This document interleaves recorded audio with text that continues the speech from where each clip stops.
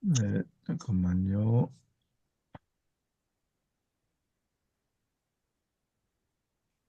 지금 공유됐나요? 예, 예, 떴어요? 예, 예. 네.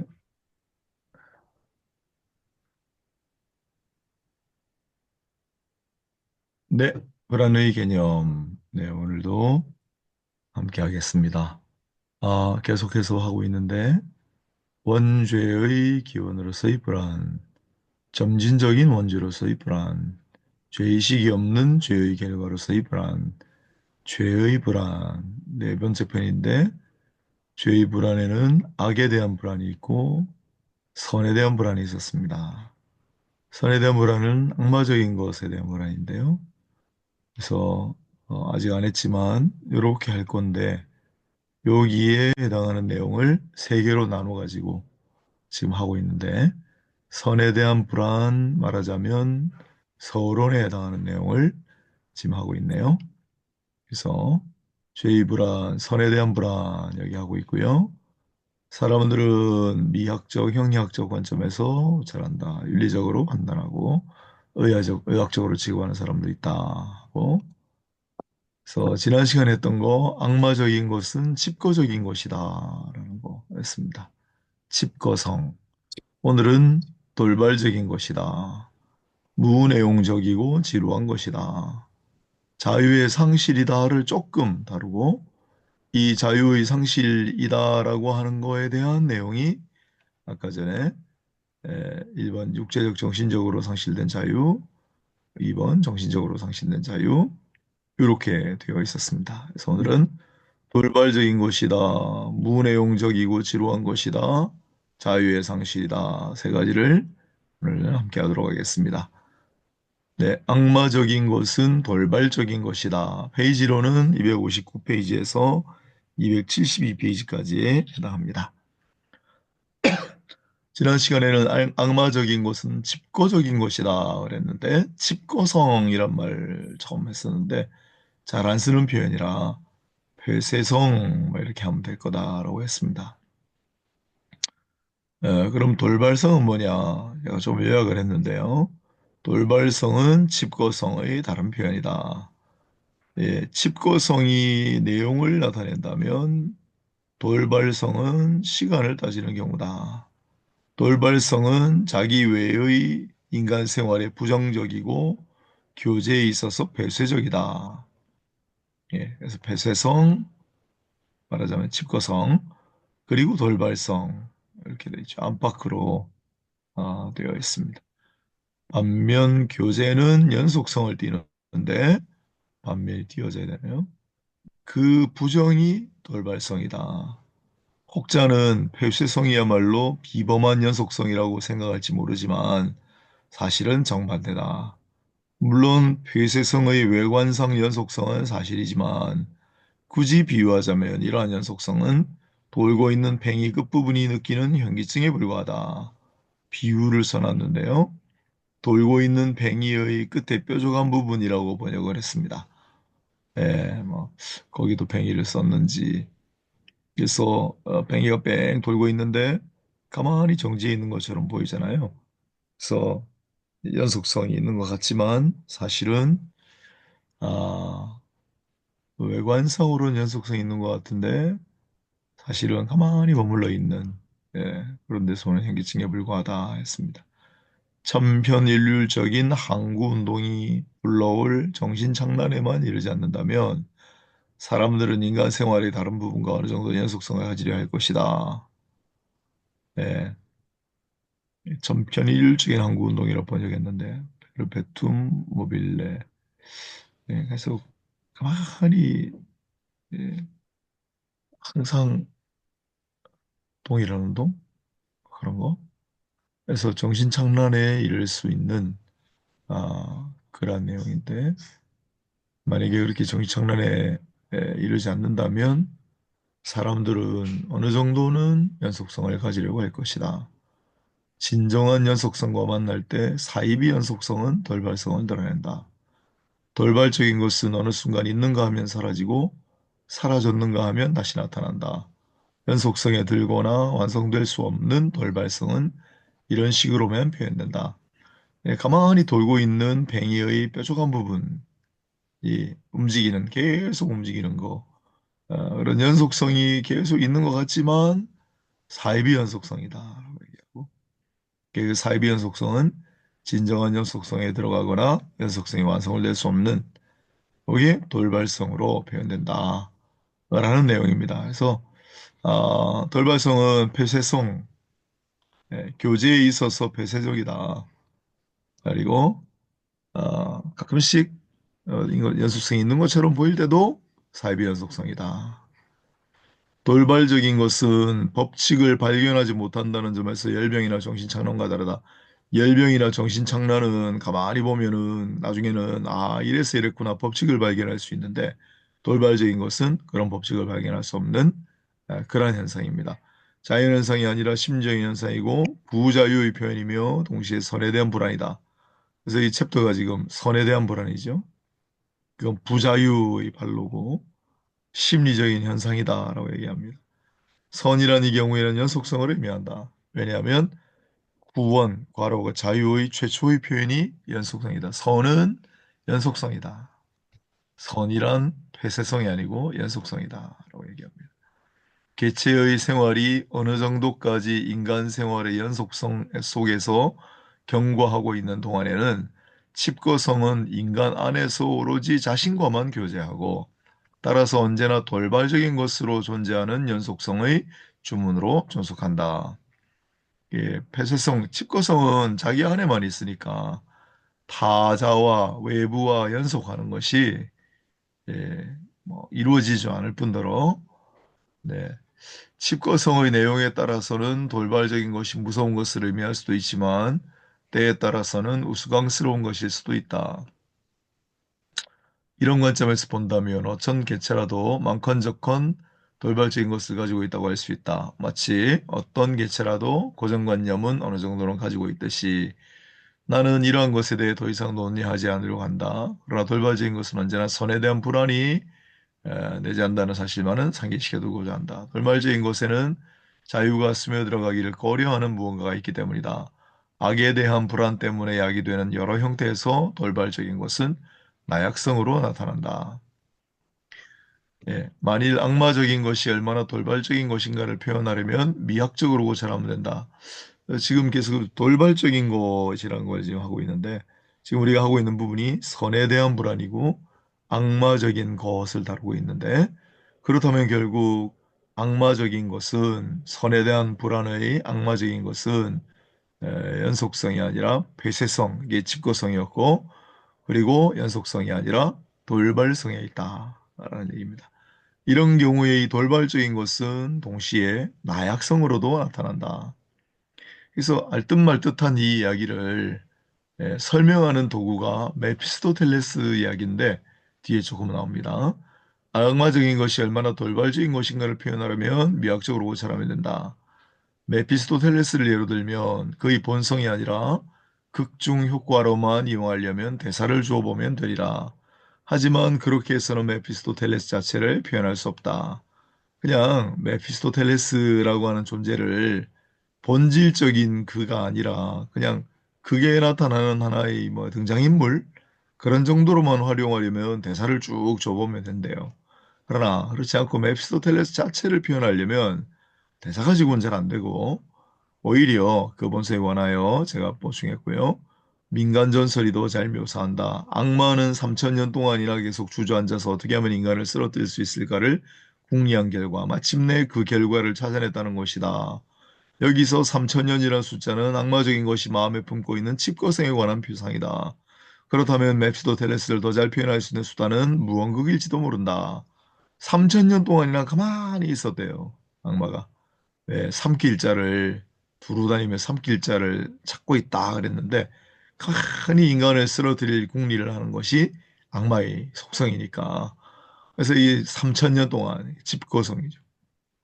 그래서 메피스토텔레스를 더 잘 표현할 수 있는 거는 막 대사를 주고 하는 것보다는 가만히 있는 무언극이 메피스토텔레스 정체를 오히려 더 잘 표현할 수 있다.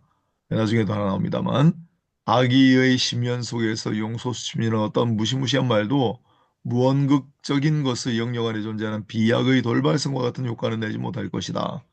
말은 아무리 무섭거나 유창해도 언제나 구제의 힘이 내재한다. 어떤 절망이나 공포라도 막상 말로 표현되면 침묵보다 무섭지가 않기 마련이다. 여기 이제 재밌는 얘기를 써놨습니다. 말은 아무리 무섭거나 유창해도 언제나 구제의 힘이 그 안에 있대요. 말의 힘이네요. 어떤 절망이나 공포라도 말로 표현되면 침묵보다는 덜 무섭다. 그래서 말의 힘을 이야기합니다. 그래서 오히려 메피스토텔레스의 본성 자체를 표현하는 데는 말보다는 무언극이 더 어울릴지도 모른다. 라고 얘기합니다. 그러나 무언극적인 것이 돌발적인 것을 표현할 수 있다고 하더라도 무언극 자체가 돌발적인 것은 아니다. 발레의 대가인 브루봉 비유는 메피스토텔레스를 표현하는 일에 다대한 공헌을 하고 있다. 메피스토텔레스가 창문으로 뛰어들어와 비약의 제사로 서 있는 모습이 우리를 사로잡는 공포. 완전한 정지 상태 안에서 뜻하지 않게 일어나므로 맹수의 도약보다 다르면서 이중의 공포를 선사한다. 따라서 발레에서 메피스토텔레스가 처음으로 등장하는 장면은 극중 효과를 넘어서 의미심장한 부분이 있다. 무언극적인 것이라고 해서 이것이 돌발적인 것을 표현한다고 해서 무언극 자체가 돌발적인 것은 아니다. 이 말은 이제 말하자면 즉흥적이고 돌발적인 것으로부터 예술이 탄생한다고 해도 완전히 돌발적인 것으로 예술이 완성될 수는 없죠. 부단한 훈련이 필요하고 여러 가지 짜여진 그러한 형태 속에서 어느 순간에 딱 막 번개 같은 영감으로 탁 즉흥적으로 주어져서 멋진 작품이 나오는 것이지 그 무언극 자체를 아예 처음부터 그냥 갑자기 일어나게 할 수는 없는 거죠. 그래서 잘 짜서 하는데 그 안에 뱀피더셀스를 표현하기 위해서 무언극적인 요소를 넣은 거죠. 말이나 대화는 아무리 짧아도 언제나 일종의 연속성을 지닌다. 시간 안에서 음향이 울렸다가 사라지기 때문이다. 그러나 돌발적인 것은 연속성과의 완전한 분리이고 선행하는 것과 뒤따르는 것과의 완전한 분리다. 메피스토텔레스의 경우도 마찬가지다. 관객들은 그를 보지 못하나 피부와 머리칼을 지닌 완전한 모습으로 서 있고 그 속도는 그가 취한 비약의 자세 이외에는 표현할 다른 수단이 없다. 메피스토텔레스의 등장 방식은 그 자체로 나타나는 악마적인 것의 묘사다. 이렇듯 악마적인 것은 전진 운동에 있어서 돌발적이고 이런 식으로 인간 속에 뛰어든다. 인간이 악마적인 한 그 자신이 돌발적이다. 그가 완전히 악마적인 것에 사로잡혀 있건 혹은 일부분만 악마적인 것이든 항상 그 자신이 돌발적이고 이렇듯 부자유성은 돌발적으로 불안을 느끼고 부자유성의 불안은 언제나 이런 식으로 움직인다. 돌발성, 그로 말미암은 부자연성, 그로 말미암은 선에 대한 불안 이런 얘기들을 하고 있습니다. 그래서 첫 번째 파트는 악마적인 것은 돌발적인 것이다. 악마적인 것은 돌발적인 것이다. 돌발적인 것을 설명하기 위해 메피스토텔레스를 들었고 처음에 딱 등장하는 장면 우리도 뭐 이제 뮤지컬을 안 봐서 모르지만은 딱 등장하는 장면이 아마 아주 뭐 도약하는 자세로 등장하나 봐요. 그래서 말을 안 해도 그것 자체로 그 메피스토텔레스의 본질을 파악할 수 있지 않느냐. 이렇게 돌발적이다. 악마적인 것은 돌발적이다. 라는 얘기를 하고 있습니다. 3000년 동안에 기다리는 악마 이야기도 하고요. 그 다음에 각주를 좀 보면 이것이냐 저것이냐의 저자는 본질적으로 음악적이라는 사실의 주의를 환기시켰다. 돈 주황이. 이와 같은 의미에서 메피스토텔레스에 관해서는 그가 본질적으로 무언극적이라 할 수 있다.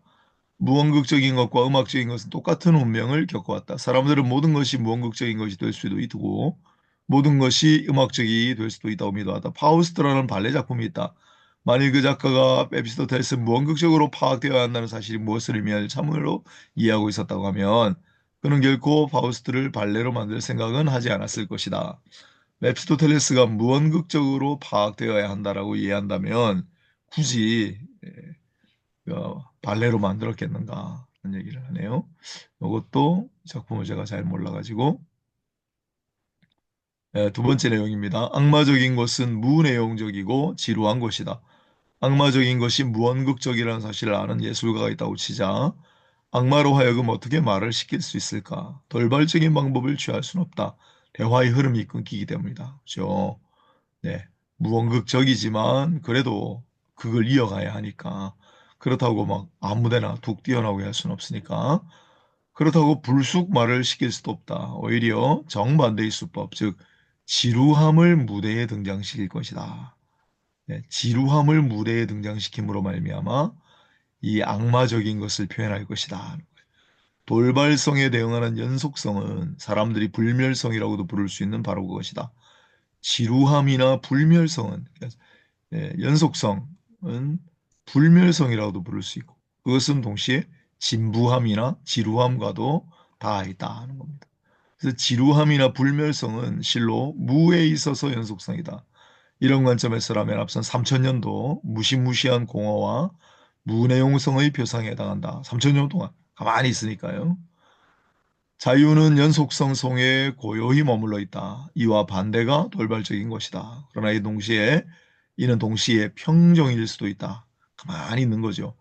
이를 이해하는 예술가가 악마적인 것을 정확하게 묘사한다면 그는 동시에 희극적인 것도 같이 표현하고 있다고 할 수 있다. 악에 관한 일체의 윤리적인 규정이 제거되고 오직 공허에 관한 형이상학적 규정들만 사용된 경우에는 쉽사리 희극적인 면을 자아낼 수 있는 진부한 것이 생겨나게 된다. 쌍마적인 것을 추구를 하면 동시에 아주 진부하거나 지루한 것이 양산이 되고 그것은 오히려 웃길 수 있다는 거죠. 희극적일 수 있다는 거죠. 무내용적인 것과 지루한 것은 다시금 칩거적인 것의 성격을 지닌다. 그렇죠? 돌발적인 것의 의미에다 중점을 두고 본다면 칩거성의 반성적인 규정은 내용을 지시한다. 무내용적인 것이나 지루한 것을 주목하는 이는 다시 내용을 지시하고 한편 칩거성의 내용에 대응하는 형식을 지시한다. 무슨 얘기냐면 칩거성은 형식에 해당하고 내용을 채우는 것이 지루한 것입니다. 그래서 가만히 폐쇄적으로 머물러 있는 곳 안에는 잔뜩 지루한 것, 진부한 것이 들어있겠죠. 예, 그게 한없이 이어지는 연속성으로 보일 수도 있겠지만 그러나 동시에 예, 예. 자, 나의 용어법에 의하면 인간이란 하나님 안에서 혹은 선 안에서는 결코 집거할 수 없다는 사실을 항상 유의해 주기 바란다. 그 안에서의 집거란 최대한의 확대를 의미하기 때문이다.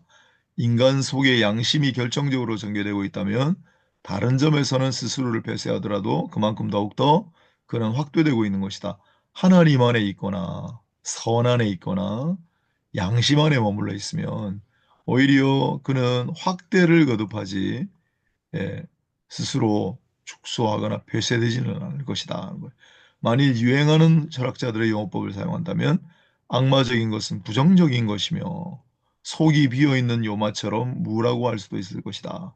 하지만 그리하고 싶지 않은 것이 부정적은 사회에서 돌고 도는 동안에 하도 애교 있고 매끄러워져서 무엇이든 우리가 원하는 의미로도 사용될 수 있기 때문인데 그래도 굳이 부정적이라는 용어를 써야 된다면 공허가 칩거성에 대응하듯 무의 형식을 의미하리라.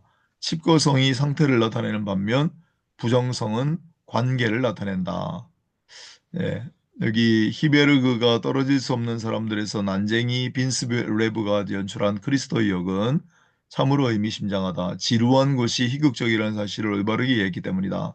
진정한 사랑은 연속성이 내재하지만 무한 공허성도 지닐 수 있다. 그리스도는 고약한 인간이 아니라 사랑에서 너무 성실하다. 그러하기에 세관과 같은 관점에서는 쓸모없는 인간으로 화해버리는 것이다. 요컨대 우리가 지루한 것에 각별히 주목하고 감상하는 한 사건은 희극적인 효과밖에 자아내지 못한다.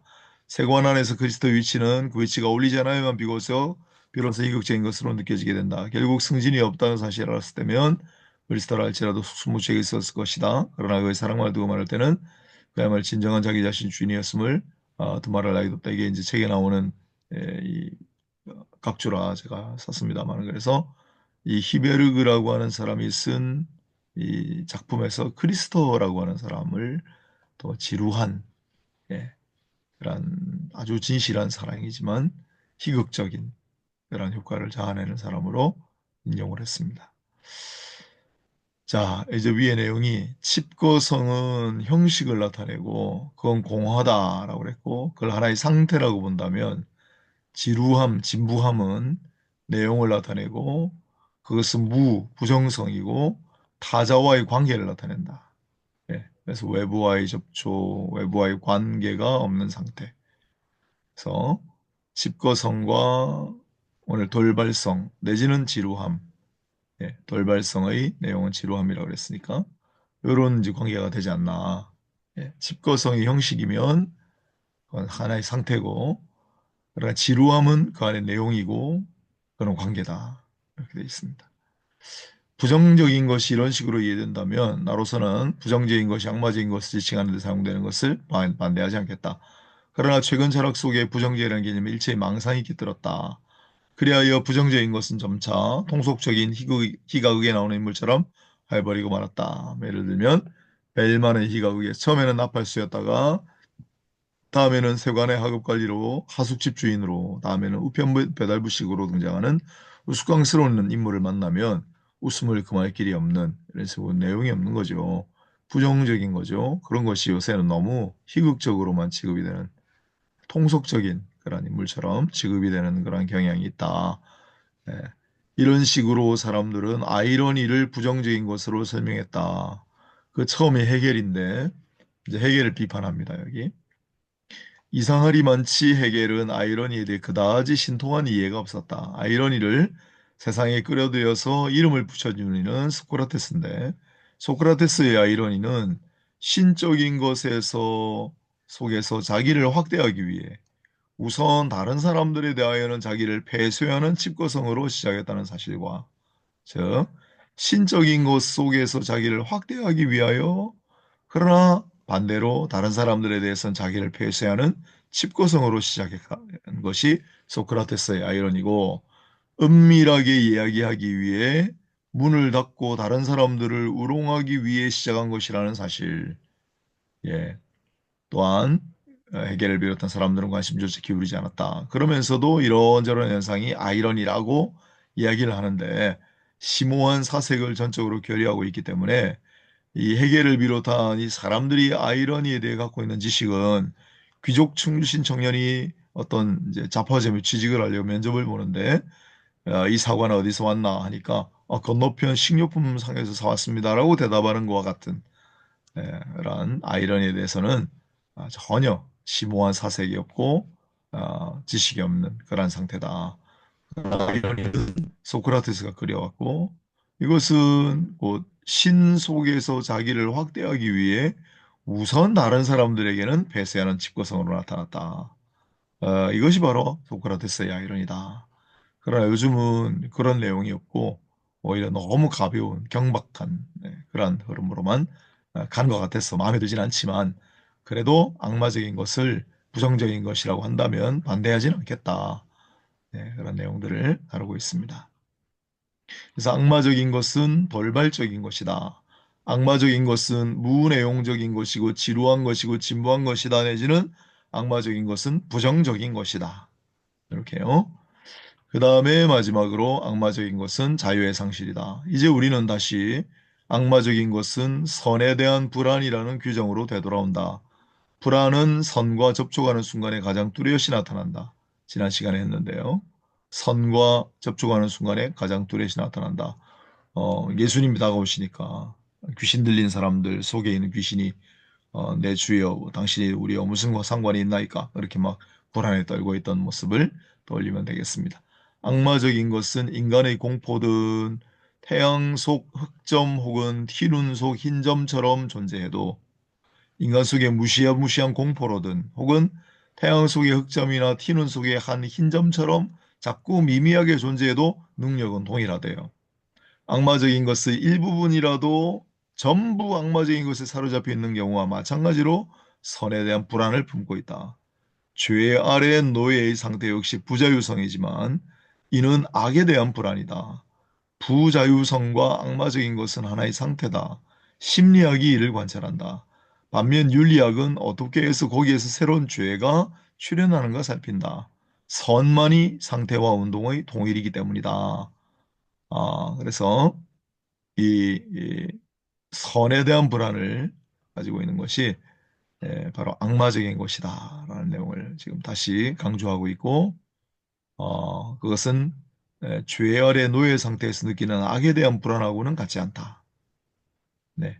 자유는 각양각색의 방식으로 상실될 수 있다. 그러하기에 악마적인 것도 역시 각양각색의 종류가 있을 수 있다. 그래서 이런 다양성을 육체적 자유의 상실, 심리적 자유의 상실, 정신적 자유의 상실로 살펴보고자 한다. 하지만 여기서 악마적인 것이란 말을 매우 넓은 의미로 쓰고 있고, 그러나 지나치게 확장하지는 않아야 한다는 점에 익숙하여져야 할 것이다. 사람들이 악마적인 것을 일종의 뿔 달린 올빼미처럼 기피하거나 혹은 이 세상에 나타난 일이 없다고 무시하려고 해도 별 도움이 되지 않는다. 뿔 달린 올빼미처럼 그렇게 막 악마다라고 하지도 말고, 그런 게 이 세상에 언제 나타났어라고 무시하지도 말고, 모습을 나타내지 않았다는 가정은 오해다. 우리 시대만큼 악마적인 것이 우글거리는 때는 없었으니까. 우리들 시대는 단지 정신적인 면에서 영역에서 특히 더욱 심각하다. 그래서 첫 번째 조금만 해왔습니다. 육체적, 영혼적으로 상실된 자유. 영혼과 육체에 관한 장황한 철학적 연구는 자세하게 논하지 않겠다. 다만 육체란 영혼의 기관이고 또 정신의 기관이라는 사실을 밝힐 목적을 둔다. 육체의 이러한 봉사적인 관계가 종말을 구하자마자 육체가 반역하자마자 자유가 육체와 공모하여 자기 자신에 대해 방위를 들자마자 부자유성이 악마적인 것으로 나타난다. 그래서 육체적으로 상실된 자유, 그런 부자유성으로 나타나는 악마적인 것에 대해 다음 시간에 하도록 하겠습니다. 그래서 오늘은 악마적인 것이란 돌발적인 것이다. 돌발적인 것이다. 또 악마적인 것이란 예, 무내용적이고 지루한 것이다. 진부한 것이다. 또는 부정적인 것이다. 그리고 악마적인 것은 결국 자유의 상실이다. 선에 대한 불안이다. 그런 내용을 함께 다뤄봤습니다. 그래서 악마적인 것은 돌발적인 것이다 라고 하는 내용을 메피스토텔레스 이야기를 들어서 얘기를 했는데, 이게 또 발레 이야기도 나오고 파우스트, 게테의 파우스트 작품 속에 나오는 악마잖아요, 메피스토텔레스가. 그래서 짠 하고 등장했을 때, 탁막 도약하는 자세로 등장했을 때 차라리 말과 대사보다는 그 모습이 악마적인 것의 어떤 내용을 잘 표현하고 있지 않나. 그다음에 또 희극, 아까 전에 크리스토라고 하는 히베르그의 크리스토 역이 사실은 지루함, 진부함을 또한 그래서 다소 그 상태에서 오히려 또 희극적으로까지 보일 수 있는 그런 이제 이 난쟁이 빈스 레브 이야기를 또 하고 있는데, 이 작품도 우리가 잘 모르기 때문에 아주 잘 이해할 수는 없지만 아마 이창호 목사님 조금 다른 각주를 가지고 주석을 가지고 조금 더 잘 설명해 주실 수 있지 않을까 생각이 들고요. 그래서 악마적인 것은 무내용적이다, 지루한 것이다, 진부한 것이다, 부정적인 것이다.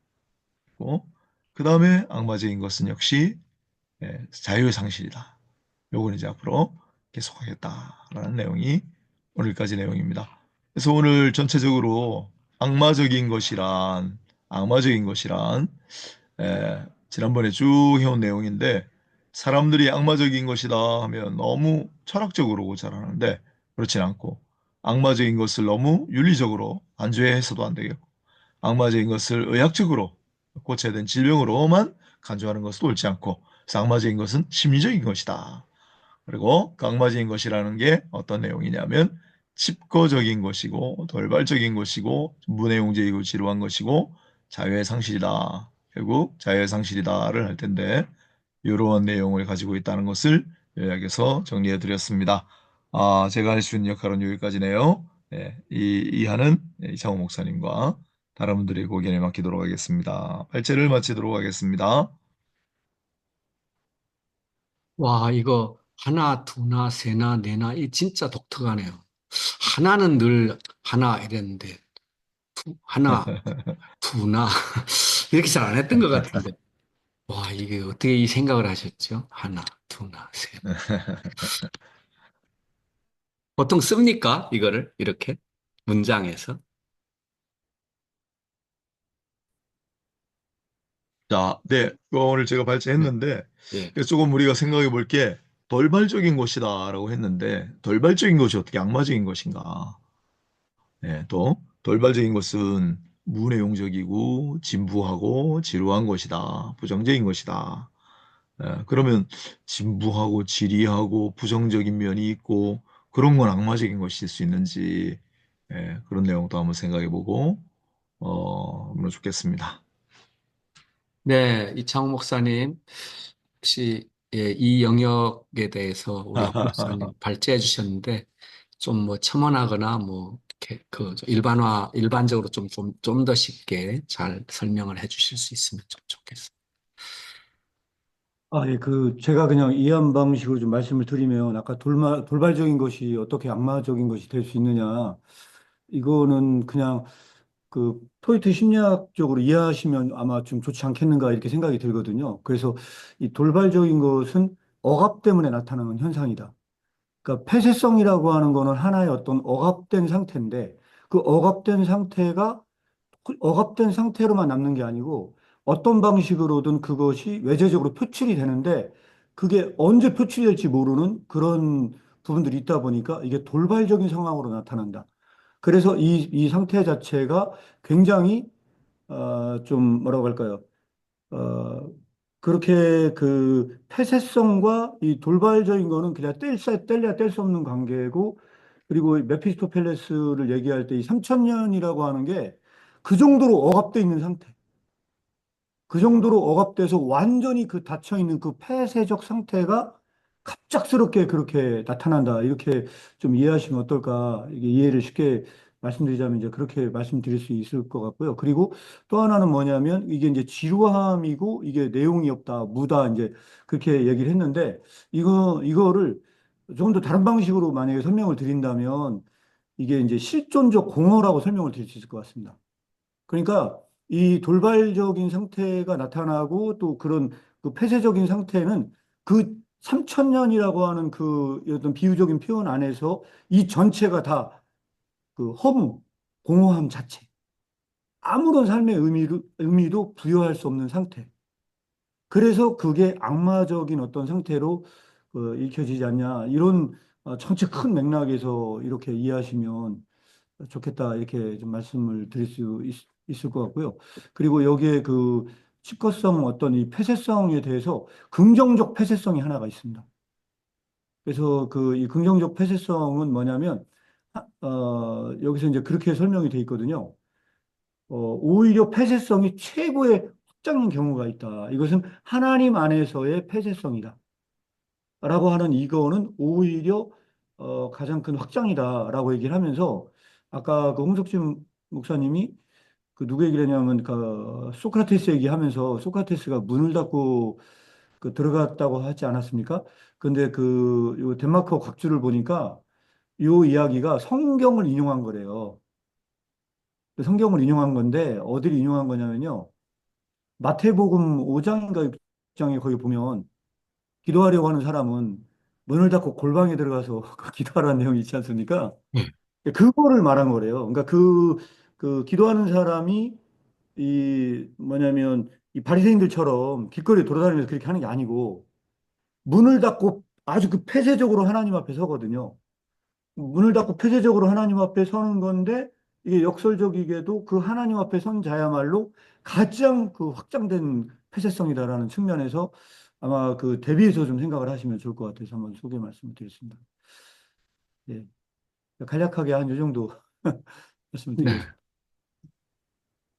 그 말씀을 들어보니까 아까 이제 제가 요약한 게 칩거성, 폐쇄성이 형식이고 그 내용이 무내용성, 지루함이라는 거였다면 결국은 이제 지난번부터 우리가 논의하는 게 이 폐쇄성이라고 하는 게 문제군요. 칩거성이라고 하는 게. 그래서 억눌려 있는 상태, 가만히 있는 상태. 그것이 이제 오히려 악마적인 요소, 악마적인 것이다. 좋지 않은 거죠. 막 눌려 있으면은 꽉 눌려 있고 스스로 안에 갇혀 있으면 얼마나 불안하겠어요. 이게 결국 그게 핵심이군요. 그래서 그 맞습니다. 가만히 있는 상태, 그럼 결국 이제 부정, 그다음에 무내용, 또 지루함, 예, 또 진부함 이런 걸로 보일 수가 있겠군요. 네. 네.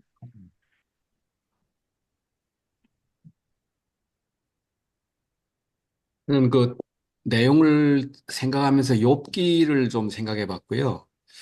성경 전체에 나타나는 악마, 마귀 또는 사탄, 뭐 귀신, 뭐 이런 표현들에 대해 생각을 해봤습니다.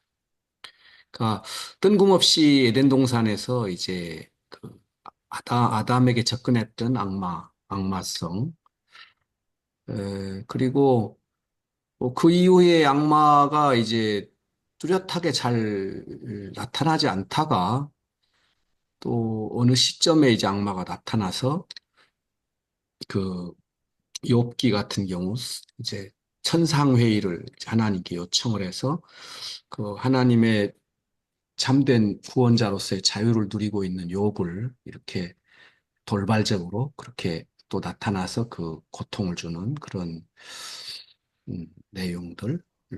그러니까 칩거와 침묵이 그렇게 등장하다가 이제 또 사탄이 또 없어져요. 어디로 갔는지 악마가 없어졌다가 예수님이 나타나셨을 때 이제 시험산에서 또 마귀가 이제 또 돌발적으로 그렇게 그 십자가의 죽으심에 대한 음, 그런 그 불안을 도모하게 하고 그러다가 나중에 계시록에 가서 보면 이제 영원한 무저갱 속에 그 악마가 갇히게 되는 이런 성경 전체 성경 신학을 가지고 이렇게 보면 악마의 역사가 굉장히 3천 년 동안 침묵할 수 있는 능력이 있는 게 악마가 아닌가 이런 생각이 좀 들었고 그리고 돌발적으로 나타나서 어떤 확대적인 그런 음, 음, 행동을 하게 하는데 이제 욥기를 생각하면서 생각한 거는 욥이 선에 대한 불안이 이 욥의 탄식에서 많이 나타나는데 나중에 고백이 이제 하나님을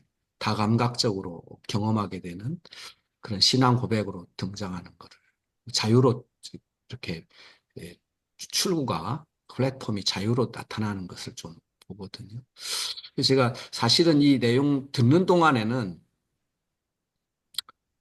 악마성이라는 게 납득이 되지 않는 것도 좀 악마성에 속하지 않을까.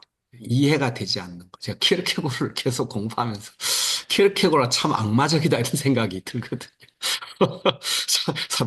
평범한 사람들은 납득이 안 되는 얘기를 언어를 끌어다가 그걸 계속 얘기를 해서 많은 사람들로 하여금 이제 진리에 대해서 깊은 그 호기심을 자극하는 천사 같은 측면이 있는가 하면 또 어떤 사람들은 나는 도저히 저기 접근할 수 없어. 제가 이제 어떤 형제 보고 여기 와서 같이 공부하자 그러니까 거기는 저 같은 사람이 가가지고는 견딜 수가 없어요. 화가 나서 견딜 수가 없어요. 무슨 말을 하는지 모르겠어요. 이런 식으로 표현을 하던데 이제 어쨌든 이 진리의 양 측면, 선에 대한 불안과 이제 그 이런 측면이 이 또 키르케고 본인에게도 좀 타자들에게 그런 영향력을 또 양면적으로 끼치는 경향도 있지 않나 뭐 이런 생각이 좀 들었습니다. 예, 저는 두 가지 말씀드렸습니다. 하나는 성경 전체에 나타나는 사탄의 활동과 역사가 굉장히 집거적이면서도 돌발적이고, 그러면서도, 소위 말하지 않음으로써 굉장히 불안하게 만드는, 그런 그 기제들이 있지 않나. 그런 생각과 욥기의 예를 한번 생각해 봤습니다. 예. 다른 분들도 말씀해 보시면 좋겠습니다. 제가 그 이해를 좀 돕기 위해서 그 당시 사회상을 좀 말씀을 좀 드려야 될 것 같다는 생각이 드는데요. 그 야고보서 3장 15절에 이러한 지혜는 위로부터 오는 것이 아니요. 여기서 이제 지혜에 대한 이야기를 하거든요. 근데 이러한 지혜는 그 위로부터 오는 것이 아니고 세상적이고 정익적이고 마귀적이다. 여기 마귀적이라는 단어가 나오거든요. 이게 오늘 여기서 고찰하고자 하는 그 악마적이라는 단어입니다. 근데 여기에서 이 헬라어가 다이모니 오데스라는 단어를 쓰고 있거든요. 이게 이제 키르케고가 인용하는 악마적이라는 구절이에요. 근데 이거를 이해하기 위해서는 그 당시 시대상을 좀 알고 계시면 되게 좋을 것 같은데 제가 봤을 때는 키르케고르가 진단하기로는 그 당시에 있었던 덴마크에 있는 수많은 사람들은 다 파우스트적이었다. 이렇게 설명을 드려야 될 것 같습니다. 왜 파우스트적이었냐? 이거는 그 파우스트라는 소설 이야기를 조금 알면 더 이해가 되기 쉬운데, 이 파우스트는요, 지식의 그 극단까지 갔던 사람입니다. 그 모든 것을 아는 그 지식의 끝까지 갔던 사람이었거든요. 그런데 결국은 그 많은 것을 알았던 사람이 결국 자기의 영혼을 메피스토 펠레스라는 그 악마에게 영혼을 팔아 넘깁니다. 그래서 제가 봤을 때 키르케고르가 진단하기로는 그 당시의 교회가 악마적이었다. 그러니까 어느 정도 악마적이었냐? 뭐 부활이라든지 아니면 영혼 불멸이라든지 이 기독교의 사상을 굉장히 많은 지식적 차원에서 그걸 많이 구성을 해놨습니다. 그리고 많은 사람들의 관점을 전부 다 그런 지식적인 관점을 가질 수 있도록 그 개념적인 거를 전부 다 그걸 돌려놨다는 거예요. 그러면서 뭐에 대한 그 진짜 기독교도 더 중요한 건 뭐냐? 그 영혼 앞에 그 어떤 그 영혼 불멸이라고 하는 그것을 그 앞에 두렵고 떨어야 하는 원래 기독교의 본질에서 벗어나서 이 방향을 틀었다는 겁니다. 그 제가 볼 때는 그 자체가 악마적인 부분들이 있고, 그래서 여기서 메피스토펠레스를 인용하는 이유도 그게 돌발적으로 갑자기 나타나거든요. 그리고 나서 유혹자로 나타나서 계속 이렇게 나타나는 이제 그런 요소로 이 내용을 사실 꾸미고 있다는 그런 좀 판단이 들고요. 네, 그런 점에서 이 글을 좀 이해를 하시면 제가 볼 때는 오늘날에도 굉장히 많은 부분에서 어떻게 보면은 악마적인 거를 관찰할 수 있는 요소들이 많이 있지 않겠나 그런 좀 생각을 합니다. 네, 감사합니다. 이게 좀 어려운 게 예, 악마적인 것, 마귀적인 것, 네. 악마적인 것이 돌발적인 것이던데 사실은 구원도 좀 돌발적인 것 아닌가요? 질적인 도약 뭐 이런 거 얘기하는데 또 구원도 갑자기 우리 구원받잖아요. 그 파우스트 이야기를 지금 하니까 파우스트는 워낙 유명한 작품이고 제가 좀 찾아보니까 어, 괴테가 1832년에 사망을 했던데 파우스트 작품을 이제 뭐 한창 절정기 때니까 예, 내고 그게 굉장히 유명해지고 할 때 키르케고르가 1813년에 태어났으니까 자라면서 이제 파우스트 작품을 봤겠죠. 아무튼 뭐 그때도 유명했고 지금도 유명해가지고 제가 가끔씩 설교 시간에도 인용을 하고 하는데 그게 사실은 이제 일부에는 그 자기 영혼을 팔아버리고 30년 젊어져가지고 이 파우스트가 결국 여인과 사랑에 빠지는데 그 여인이 막 뭐 가족도 죽이고 해가지고 결국 심판받아야 되는데 갑자기 나중에 하늘에서 이제 되었다 뭐 구원받았느니라 이런 나온단 말이에요. 그러니까 파우스트 작품의 이 구원은 정말 돌발적인 사건이에요. 또 2부에 파우스트가 구원받을 때도 마찬가지고. 그러면 이 구원도 돌발적인 건데 이게 악마적인 것도 돌발적인 거다라고 얘기하니까 이런 관계가 어떻게 될지 좀 생각이 좀 드네요. 이창훈 목사님. 아, 갑자기 목사님 이제 그 질문을 하셔서 저 생각이 나는데 그 다음에 그 예화가 나오는 게 있습니다. 제가 이 정확하게 기억은 안 나는데 그 당신 나하고 무슨 상관이 있습니까? 이제 그 신약 성경을 계속적으로 인용을 하거든요. 그 신약 성경을 인용을 하면서 여기서 이제 무슨 얘기를 하냐면 어떤 한 작품을 쓴 사람이 있거든요. 근데 이 작품을 쓴 사람에 대한 내용을 굉장히 많이 비판을 합니다. 여기서 두 가지 용어를 구분합니다. 어떤 용어냐면 스피리추얼 트라이얼이라는 영적 시험과 악마적인 거를 구분을 안 했다는 겁니다. 그 작품을 쓴 사람이. 그래서 그 구분을 시도하지 않았기 때문에 그 기독교에 혼란이 내재가 됐다. 그런데 이 상태는 겉으로 보면 똑같아 보인다는 거예요. 그래서 제가 봤을 때는 그거를 푼다면 구원을 받는 그거와 악마적인 상태의 그 현상성은 어떻게 보면 똑같은 모습으로 나타날 수도 있는데 이것이 과연 영적 시험이냐 아니냐라고 하는 부분에 대해서 제가 이거를 저도 좀 애매한 부분들이 있어서 질문을 제가 던졌거든요. 그랬더니 이 챗GPT가 대답을 기막히게 했어요. 기막히게 그 대답을 한 게 어떻게 대답을 했냐면요. 저기 찾아질지는 모르겠는데, 이렇게 대답을 했습니다. 영적 시험과 악마적 실존의 차이가 뭐냐? 영적 시험은 신앙과 진리 앞에서 생기는 내면적 갈등이래요. 내면적 갈등인데, 악마적 실존은 뭐냐? 진리로부터 도망치려는 실존적 저항이 돼요.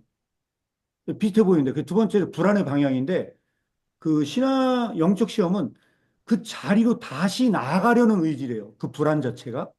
그런데 악마적 실존은 부자유의 의지가 지배하지만 약한 자유의 그 자리로 도망치려는 의지래요. 이 불안이 거기서 나타난대요. 그다음에 자유의 의지는 그 중심에 살아 있어요. 다시 영적 시험은 불안하지만 그래도 그 현장으로 나아가려고 하는 그 불안이 내재되는 반면 악마적 실존은 부자유의 의지가 지배하면서 약한 자유의 의지와 함께 있대요. 그래서 여기서 예를 드는 게 성찬입니다. 성찬. 이 성찬을 예로 드는 이유가 뭐냐면 이 성찬은 예수 그리스도에 참여하는 긍정성의 원리도 있지만 네가 똑바로 그 참여하지 않으면 네 죄를 마시는 것이다라고 하는 이 두 가지 관점이 그대로 내재되어 있대요. 그래서 그 당시에 이 성찬에 참여한 사람들이 이 두려움과 떨림이 있었대요. 이 성찬을 이걸 해야 되나 말아야 되나 그런 게 있었대요. 그래서 이제 그 성찬을 예로 드는데 영적 시험에 있는 사람은 성찬을 앞두고 불안을 느끼지만 결국 그것을 참여한대요.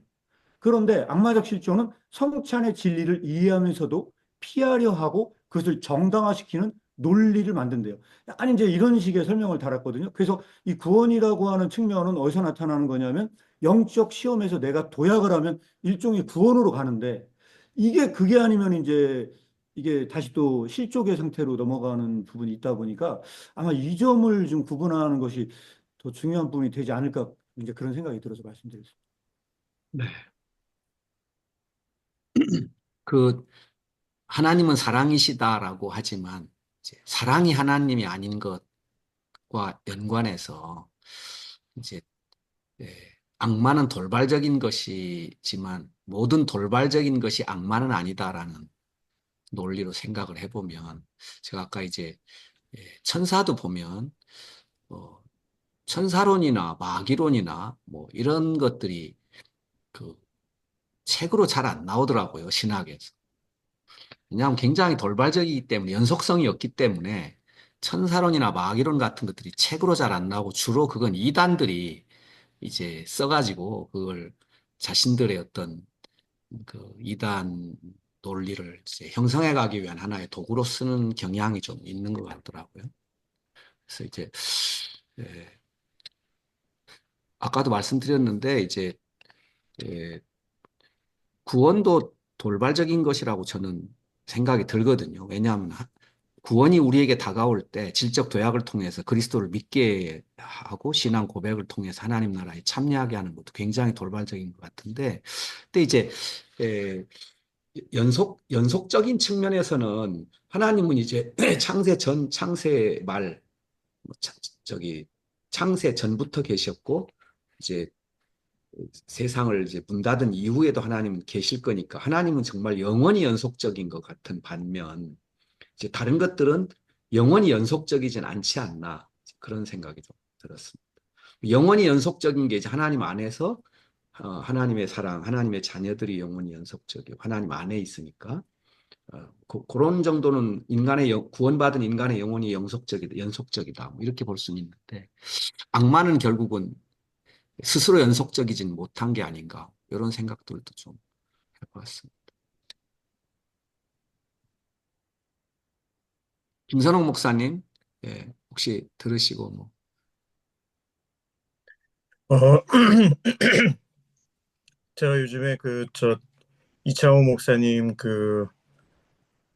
독서 모임 중에 새와 백합에게 배워라 건덕 시리즈 이렇게 하시는 그거를 이렇게 보고 있거든요. 그런데 한 가지 중요하게 이렇게 여겨지는 것 중에 하나가 어떤 단어나 어떤 상황이나 또는 우리 마음조차도 이 두 가지 양면성이 늘 이렇게 대립이 되고 있다라고 하는 것에 대해서 좀 더 이렇게 좀 관심을 가지고 보게 되었는데요. 오늘 강의 같은 경우에도 예를 들어서 악마적인 거다. 그게 뭐 돌발적이다, 지루하다, 부정적이다. 이런 것도 단어 하나하나 자체가 사실은 양면성을 다 가지고 있지 않은가라는 생각이 좀 들었어요. 그 마음이라고 하는 것도 이제 바울 사도도 이제 우리 마음에 이제 선한 마음, 악한 마음, 생명의 성령이고 죄와 사망이고 그리고 이제 제가 이제 어렸을 때부터 이제 그 한문 공부를 계속 이렇게 하고 그래서 요즘에 이제 그 맹자를 읽고 그 서당에서요. 그리고 이제 중용을 읽고 있는데 중용에서도 보면 그 사람의 마음이 하나임에도 불구하고 그게 이제 인심, 사람의 마음, 그러니까 이제 어, 그리고 도심. 그래가지고 이 두 가지 마음이 계속해서 이제 에, 상호작용을 하고 있는 것으로 이렇게 이야기를 하더라고요. 그래서 제가 오늘 이 불안의 개념 이것도 그렇고 세와 백화백의 배우라 그것도 그렇고 여러 가지로 이창호 목사님 강의나 이런 것을 들으면서 느꼈던 것 중에 하나가 이 단어에 대한 부분이 그냥 뭐 쉽게 아주 그냥 편하게 내가 그 알고 있었던 어떤 그런 선입견적인 그런 것으로 이렇게 생각을 하고 그냥 넘어갔었는데 조금 더 단어에 대한 부분, 특별히 이 성경에서는 이 아이러니 역설 이런 부분들에 대해서 좀 더 관심을 가져야 되겠다라는 생각이 들었고요. 오늘도 좀 그런 부분이 느껴지는 것 같습니다. 예, 그렇습니다. 예, 감사합니다. 예, 좀 더 말씀해 주실 수 있는지요? 예, 오늘 제가 요약하면서 돌발성을 계속 지금 좀 생각을 하는데, 아까 이제 이창호 목사님 그 비유가, 제가 이창호 목사님하고 이거 하면서 하나 또 배운 게, 잘 모르면 AI한테 물어본다. 예, 저도 모르게 조금씩 지금 물들어가지고, 굉장히 편해요. 예, 안 그랬거든요, 전에. 근데 이제 설교 준비할 때는 예를 들어 통계가 이제 뭐 이렇게 인용해야 할 게 있으면 통계청을 직접 들어갔다고요. 근데 그렇게 할 필요가 없는 게 요새 AI한테 물어보면 바로 다 얘기해줘요. 너무 편합니다. 아무튼 그 아까 이제 AI 물어본 내용을 좀 이야기하시는데 어떤 영적인 현상, 긍정적인 영적인 현상과 다소 부정적인 영적인 현상은 결국 오늘 이제 우리 주제로 따지면 돌발성인 면에서 같은 거죠. 그런데 성찬아까 비유를 너무 잘 들어주셔가지고 거기로 다시 그래도 불구하고 다시 돌아가고자 하는 마음이 크면 영적으로 이제 이거는 도약이 일어나 구원 사건인 거고 거기 가고 싶은 마음이 더 가고 싶은 마음보다 안 가고 싶은 마음이 더 커지면 그게 이제 오히려 또 부정적인 그래서 이 돌발성이라고 하는 게 사실 이제 한 번도 잘 생각을 안 해봤는데 여기 지금 악마적인 것의 돌발성을 하다 보니까 오늘 이제 우리 요약편에도 나오는데 제가 그 단어를 안 썼습니다만은 예수님이 도둑처럼 재림하실 거라고 했잖아요. 그것도 돌발성이잖아요. 예, 재림의 목사님, 돌발성. 말씀을 그래서 이게 성경에 예수님이 돌발성에 관해서 쓰셨구나. 근데 우리가 그걸 이제 좀 심각하게 진지하게 다루지 않은 것뿐이지. 결국 재림만 돌발적인 것이겠는가? 그러면 이제 이 땅에 오심도 돌발적인 것이고 그 예수님을 영접하고 구원 사건도 돌발적으로 일어나는 것일 테고 이게 돌발성이라고 하는 게 우리 신앙에 있어서 굉장히 중요한 개념 같다라는 거를 다시 한번 생각하게 되고 반면에 그런 이제 긍정적인 형태의 돌발성도 있지만 이게 이제 사단 마귀, 마귀적인 돌발성도 있는 거죠. 그렇게 생각을 하니까 우리가 지금까지 좀 간과해왔던 또 나오는데 자세하게 하지 않았던 왜냐하면 도둑처럼 오리라고 하는 말씀을 이렇게까지 심리적으로 분석을 하고 반면을 또 한번 생각해보고 하는 작업을 제가 본 일이 없거든요. 그걸 이제 키르케고로 지금 하고 있으니까 굉장히 오늘 부분도 중요하고 가치가 있다 생각이 들고 아까 골방 비유도 해주셔가지고 너무 좋습니다. 결국 폐쇄성, 칩거성이 악마적인 것의 단면이라고 했는데 근데 우리를 골방으로 들어가라고 하시잖아요. 그것도 일종의 폐쇄성이고 칩거인데 단 어디 아래 폐쇄되어 있는가가 중요한 것이다. 그래서 그 폐쇄성이라고 하는 것도 다시 한번 생각하게 되고 골방 때문에 또 이 돌발성이라고 하는 것도 다시 한번 생각하게 되고 그래서 오늘 특히 우리 신학과 신앙에 있어서 관련해 가지고 굉장히 중요한 파트 같다라는 생각을 해봅니다. 네. 아니, 목사님, 제가 갑자기 홍석준 목사님 얘기 들으니까 생각이 났는데, 데마커 각주 보니까 데살로니가 5장 2절을 인용한 표현이래요, 이게. 그게 뭐냐면, 메피스토펠레스가 등장하는 방식은 악마적인 것이 작용하는 방식과 동일한 효과를 만들어낸다. 악마적인 것은 도둑보다도 더 갑작스럽게 나타난다. 이 구절이 데살로니가서 5장 2절을 도둑이 이게 이제 이 구절이 그겁니다. 주의 날이 밤에 도둑같이 올 네. 것이다. 그리고 베드로서 3장 10절과 누가복음 12장 39절도 유사한 표현이 등장하는데 밤에 도둑같이라는 표현은 헬라어 본문을 직역한 것으로 비롯된 것으로 보인다. 그러나 키르케고는 여기서 악마적인 것이 도둑보다도 더 갑작스럽게 나타난다고 얘기를 하면서 기독교적 종말론에 사용하는 그 표현을 사용했다는 겁니다. 예. 예, 이게 이제 양단면이 있는 거죠. 그래서 보통 우리가 이제 도둑같이 오리라를 주님 재림으로만 해석을 했지, 악마적인 것도 느닷없이 올 수 있다라는 생각을 해본 적이 없잖아요. 음. 그런데 기르케고르가 마귀적인 것은 돌발적인 것이다.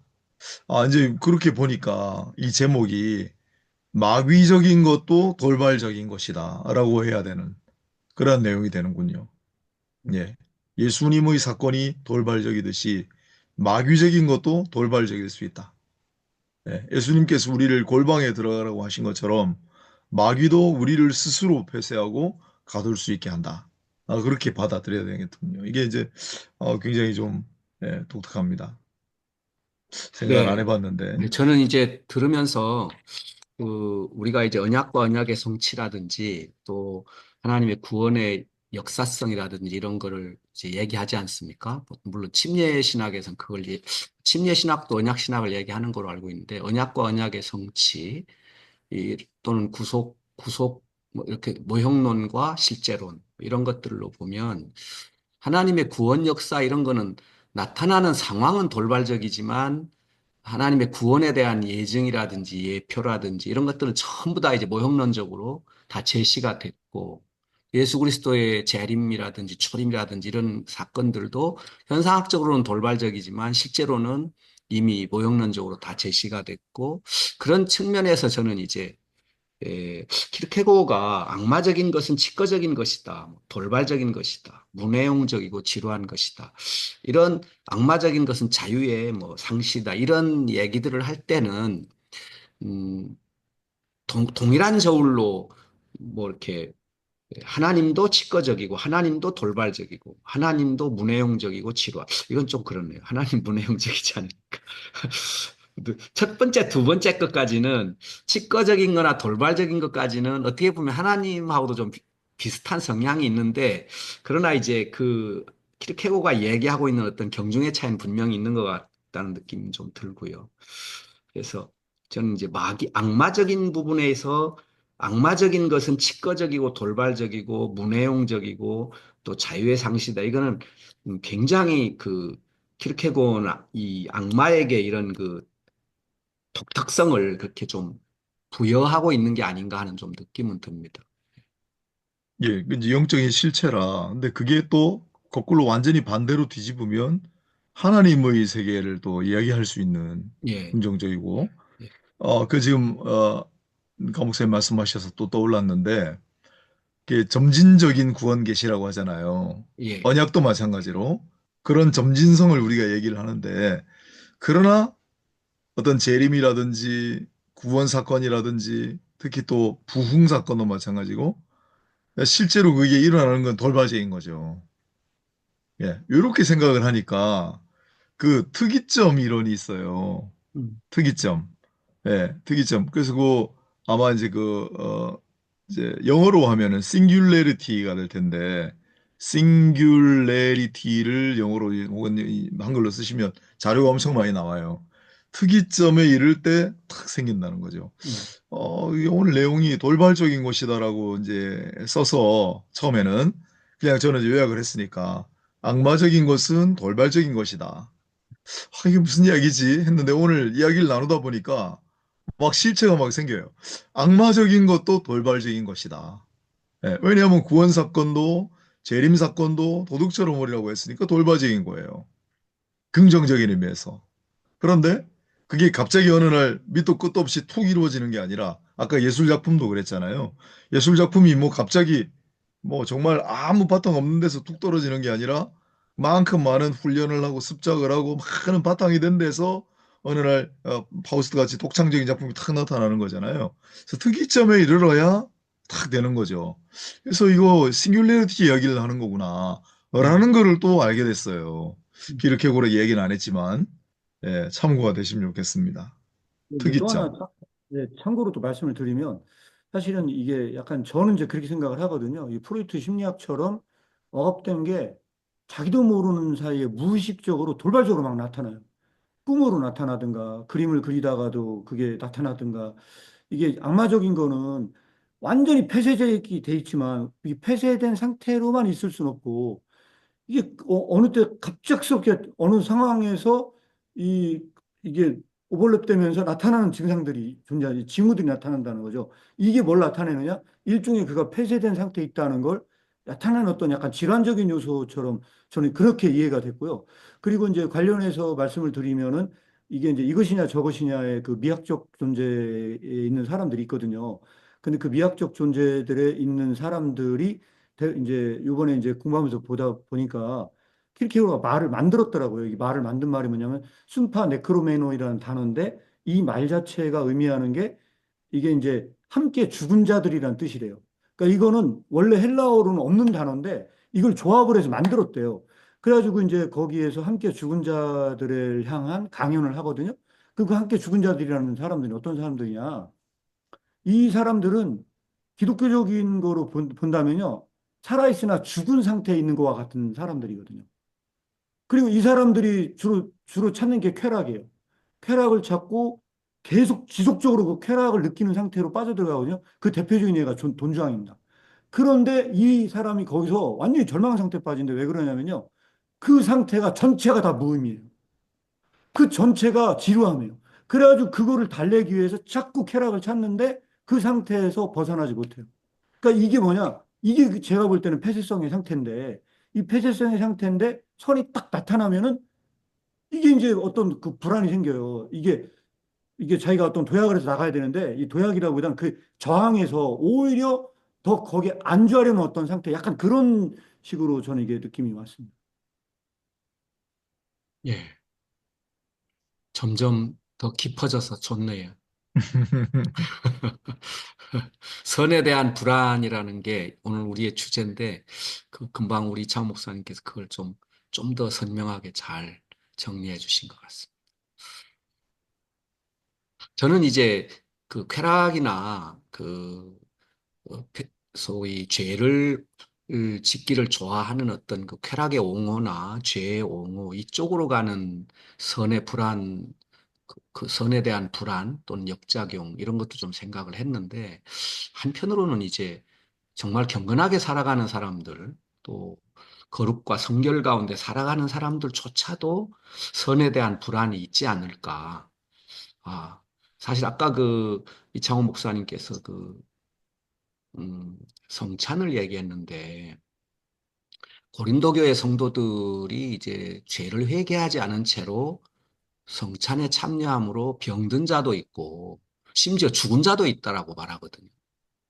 사실 그 본문에 대한 주석을 그 신학자들이 잘 하지 않던데 바울이 통찰할 때는 고린도 교회의 성찬을 자- 음, 음, 성찬을 무절제하게 참여해서 죽은 자도 있다. 근데 저는 이제 굉장히 그게 무섭더라고요.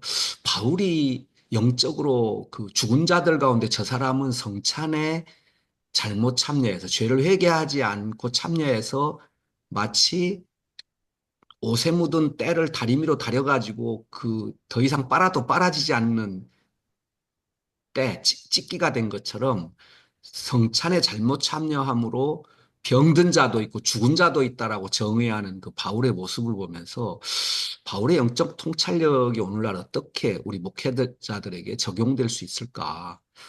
어, 그럼 선에 대한 불안이라면 성찬에 참여하는 사람들 자신들도 그 회개를 내가 얼마나 어떻게 제대로 해야 죄를 먹고 마시지 않을 수 있는가 이런 고민들이 좀 있어야 되지 않을까?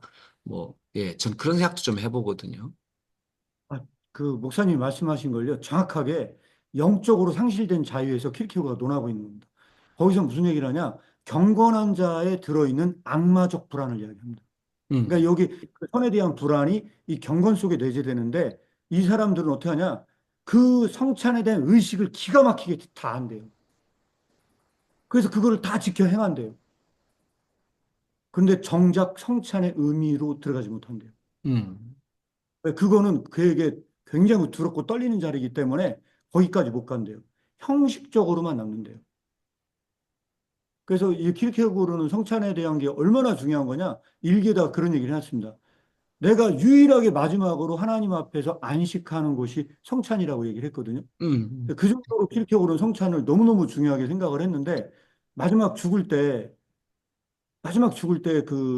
그 국교회 목사가 와가지고 성찬을 하겠다고 했을 때 그걸 딱 거부하고 아마 바로 죽습니다. 음, 그 정도로 그 국교회에서 있는 거 이제 대립각을 세우고 했는데 음, 그럼에도 불구하고 이 성찬은 이 논의의 주제와 연관시켜서 말씀을 드리자면 너무너무 중요한 그 주제인데 킬케고르적으로 말씀을 드린다면 아마 제가 볼 때 이 성찬 예식이 킬케고르가 말하는 것만큼 제가 볼 때 실행하는 데가 얼마나 될까 그 정도로 제가 이 책을 보면서 그런 느낌을 가졌고요. 그래서 그 성찬의 위로라는 책의 1장에 보면 킬케고르는 그 누가복음 22장 15절이 성찬 예식의 원래 그 예식서 안에서 빠진 거에 대해서 굉장히 일종의 한탄하는 그 이야기를 하거든요. 그 내가 이 만찬을 얼마나 고대하고 고대했는지 모른다. 그러니까 주님은 그 정도로 이 성찬을 워낙 원했다는 거예요. 그러면서 그런 어떤 배신자들이 있었음에도 불구하고 그 배신자조차도 초대하고자 하는 그 사랑의 크기가 완전히 드러난 자리가 이 성찬인데 이제 거기서 그런 얘기를 합니다. 그러나 1800년이 지난 지금 여전히 그리스도는 망각되고 있다는 거예요. 예수 그리스도가 성찬을 원하는 것만큼 우리 시대가 그 성찬을 바라지 않는다는 거죠. 음. 그런 의미에서 이제 그 고찰하는 부분이 바로 오늘 이 주제하고도 굉장히 연관이 있으면서 이 자체가 악마적인 것이다라고 얘기합니다. 네. 성찬의 예, 위로 책을 사실은 뭐 개인적으로 좀 살펴보면서 성찬 준비를 하면서 도움을 많이 받았습니다. 그 책이 참 음, 귀했습니다. 네. 예, 지금 이제 돌발성에 관해 조금 얘기를 나눴고, 제가 이제 다시 또 조금 하나 더 말씀드리고 싶은 게, 악마적인 것은 진부한 것이다라는 요 조그마한 소주제 있잖아요. 결국 이것도 똑같네요. 예, 악마적인 것도 진부할 수 있다. 무슨 말이냐면, 우리 그 경건이라고 하는 게 거룩한 진부함이에요. 예, 영성신학에 보면은 그 경건을 어떻게 얻느냐. 그냥 지루하기 짝이 없는, 그냥 매일 반복되는 그거잖아요. 성경 읽고, 기도하고, 하나님 앞에 엎드리고, 계속 반복되는 거거든요. 그 반복 속에서 진부한 듯이도 보이고, 지루한 듯이도 보이지만, 거기서 결국은 거룩한 습관이 형성이 되고, 경건을 얻는다고 하거든요. 똑같네요. 그런가요? 예, 그러니까 이 진부함 또 지루할 수 있게 보이는 것이 악마적인 것만 그런 건 아니고 음, 이게 거룩한 것도 그렇게 보일 수 있다. 보일 그래서 수 아까 있다. 영적 시험하고 영적 도전하고 그 구별을 하셨는데 똑같네요, 이것도. 음. 마귀적인 것도 진부하거나 지루해 보일 수 있고 그러나 거룩함도 진부하거나 지루해 보일 수 있는데 그걸 이제 우리가 어떻게 취사 선택하느냐의 차이 같은데 또 한 가지는 사실은 물론 말씀 읽는 게 너무 재밌고 기도하는 게 너무 재밌고 막 경건함 예배 드리는 게 너무 재밌는 사람도 있을 수 있으나 대부분은 별로 재미가 없잖아요. 그런가요? 그런데 마귀적인 것은 마귀적인 것의 진부함과 지루함은 사실은 마귀적인 것은 진부하고 지루하다고라 말하면 이게 좀 우리가 마음에 안 와닿는 게 마귀적인 것은 훨씬 재밌어요. 훨씬 달콤하고 훨씬 쾌락적인데 그게 계속 이어지니까 아까 돈 주왕도 그렇고 메피스토텔레스도 그렇고 파우스트 모든 걸 다 알고 있고 모든 쾌락을 다 누려봤고 모든 달콤함을 다 맛봤기 때문에 그게 이제 진부하고 지루해 보이는 건데 물론 궁극은 그렇겠지만은 그리고 실제로는 그게 굉장히 재밌고 쾌락적이고 한 건데 오히려 거룩함의 그 지루함 진부함은 진짜 재미도 없고 그냥 진부하고 지루하기만 한 그런 내용이 지금 숨어 있는 것 같은 생각이 들었습니다. 그렇군요. 그래서 그 뒤쪽에 보면 그 킬케오르가 그 악마성에 대한 극단성을 그 매춘부 예를 들거든요. 본문에 음, 안 나오는데 본문에 안 나오는데 데마커로 보면 보니까 그게 저기 원래 킬케오가 의도했던 건 매춘부 얘기를 하려고 했던 거래요. 근데 이제 그 얘기를 하면서 무슨 얘기를 하냐면 그 악마적인 거에 극단성으로 가잖아요. 그러면 그 사람들끼리 사회성이 형성이 된대요. 집단성이 생긴대요. 그 자기들끼리 연합을 한대요. 막 이제 그 뒤에 막 그런 얘기 하거든요. 그래서 이 악마적인 거에 이 집단성이 어떤 방식으로 이 사회가 악마화되는가까지 이제 연계하면서 이제 그 설명을 다루거든요. 근데 이제 저는 이제 그런 어떤 동일선상에서 있는 거지만 다른 지점을 한번 말씀을 드리면 이렇게 말씀을 드리면 어떨까 싶습니다. 그래서 그 일기에 나온 내용인데 그 내용이 뭐냐면 이런 얘기를 합니다. 철학의 목표는 아마 그 스토아판과 그 철학의 사조를 알고 있습니다. 그 철학의 사조가 뭐냐면 철학은 놀라지 않는 걸로 끝나는 게 철학의 목표래요.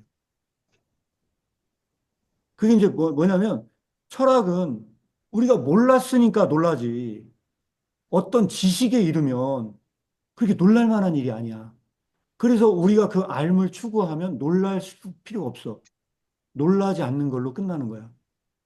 해서 그게 철학의 목표래요. 근데 킬케어는 일기에다가 뭐라고 써놨냐? 기독교는 다르대요. 기독교는 놀라는 일로 시작한대요. 놀라는 일로 시작한대요. 그 놀라는 일이 뭐냐? 하나님을 경외하는 것이 지혜의 시작이라는 말 자체가 놀라는 일로 시작하는 거래요. 그 얘기를 하는데, 그 제가 이 말씀을 드리는 이유가 뭐냐면, 그 성찬의 그 위로에 보면 그런 얘기를 합니다. 킬케고르가.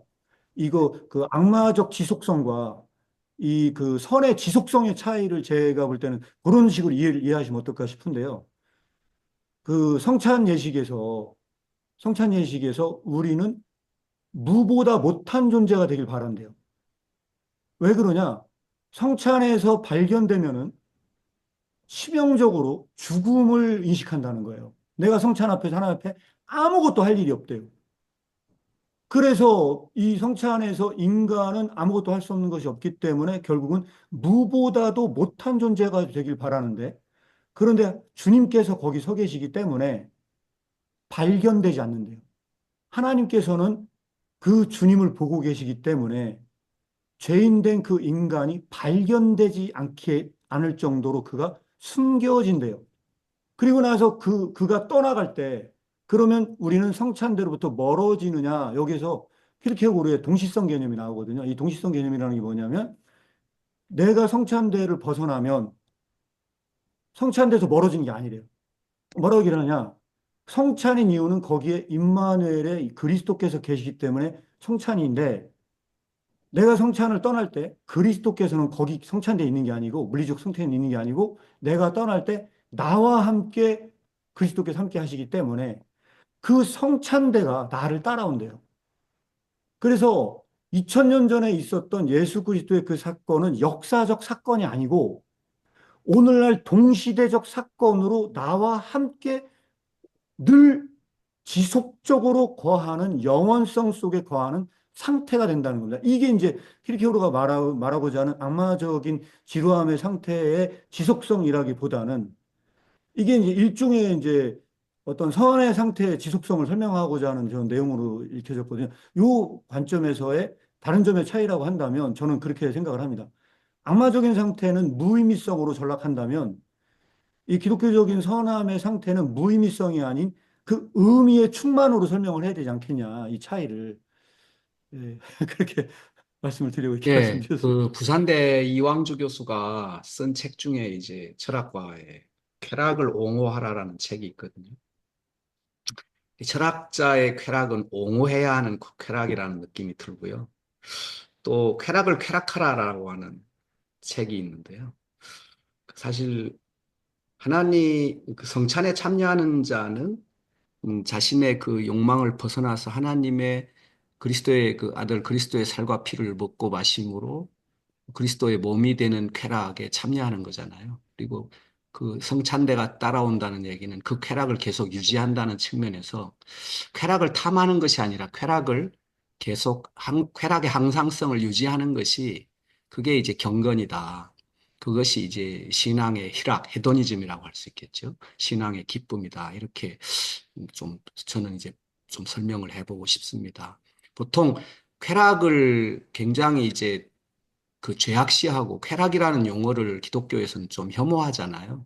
그런데 하나님을 쾌락한다라는 것은 사실 먹고 마시는 것은 쾌락이잖아요. 그 모든 먹고 마심보다 가장 쾌락이 그리스도의 살과 피를 먹고 마시는 것이고 그 죄로부터 떠나서 믿음을 격발시키고 성도로 살아갈 수 있는 그 쾌락의 세계로 우리를 들어가게 하는 건데 그래서 쾌락할 권리, 소위 쾌락을 쾌락할 권리가 성도에게 있는데 그 쾌락이라는 용어가 이제 죄에 물들어 있는 용어라고 생각하다 보니까 이제 뭐 희락이니 또는 뭐 헤도니즘이니 뭐 이런 식으로 표현을 하긴 하는데 이제 플라톤적 개념의 쾌락이 이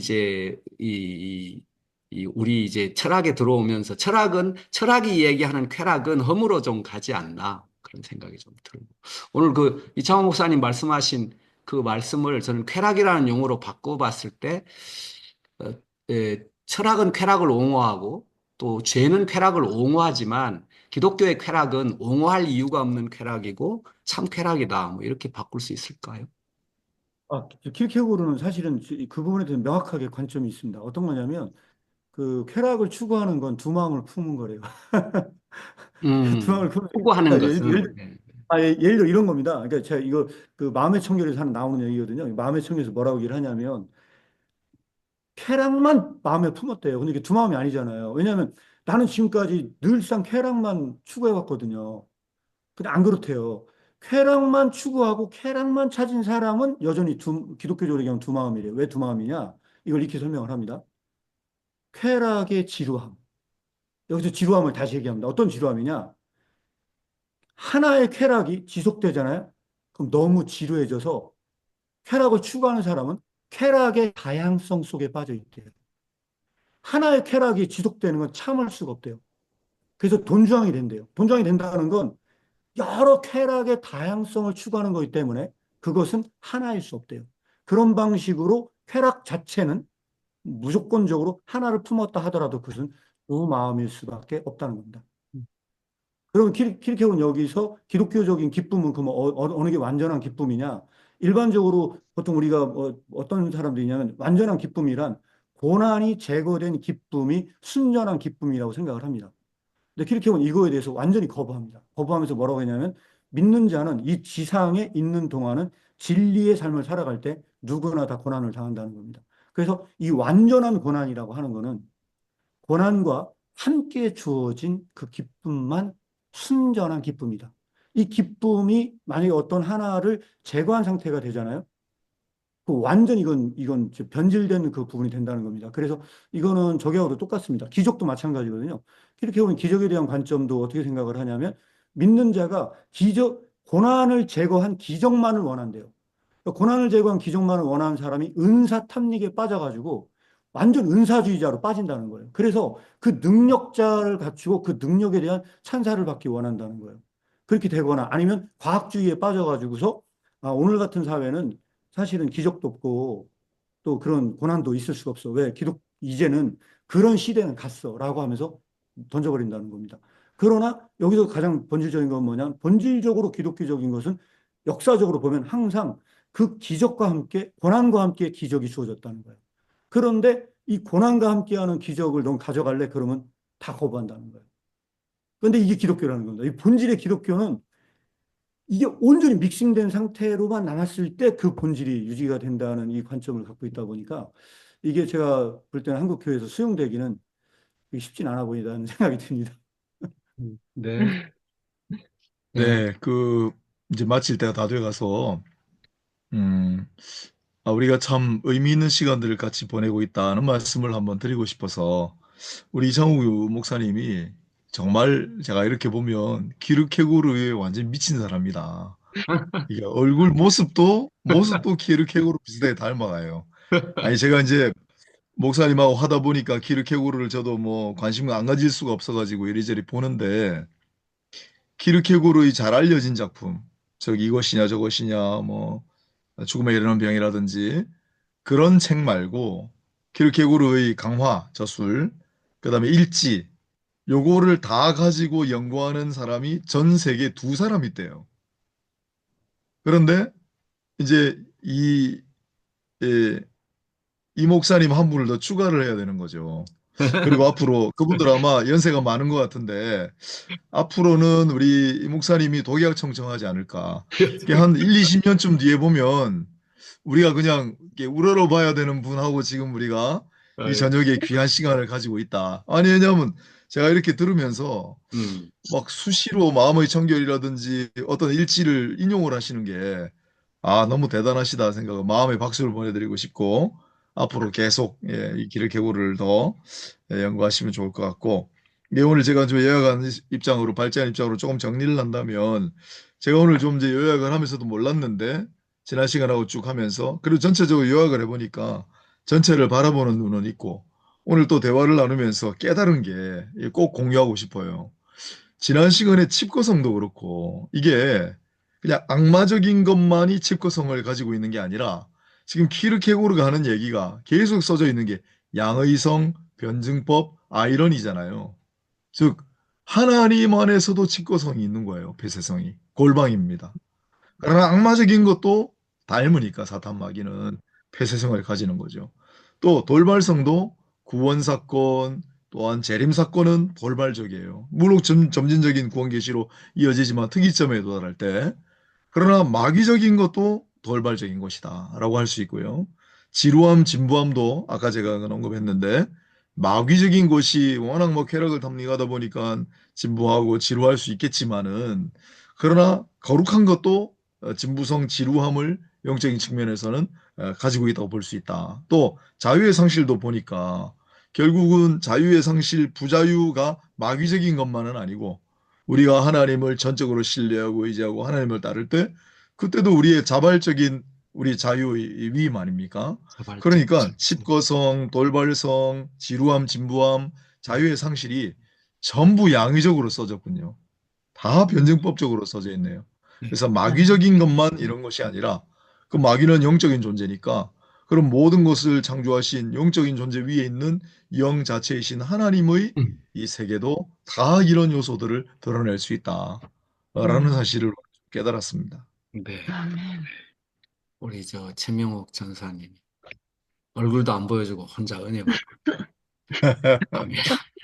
어이, 양반이. 아니, 이 시간이 너무 귀하고, 이제 얼굴을 못 보여주겠는데, 네. 많이 배우고, 저는 들은 느낌이, 결국 우리 불안 안에, 이 악에 대한 불안, 선에 대한 불안을, 그 양면을, 여기서 궁금한 거는 우리가 신앙의 단계, 성장 단계에서 초기에서 완숙기로 갈수록 이 영역이 선에 대한 선에 대한 불안이 그 영역이 부분이 더 커져가는 건지 그런 영역으로 봐야 되는 건지 한번 좀 생각이 들고 의문이 들거든요.